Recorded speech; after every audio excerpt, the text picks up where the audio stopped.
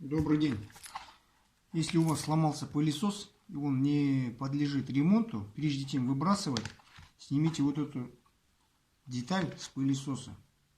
А потом подходящую для вас коробку можете ее установить, или сделать из дерева коробку. В моем случае это была старая аптечка синего цвета. Я ее туда заклеил. Туда потом вставляется вот сама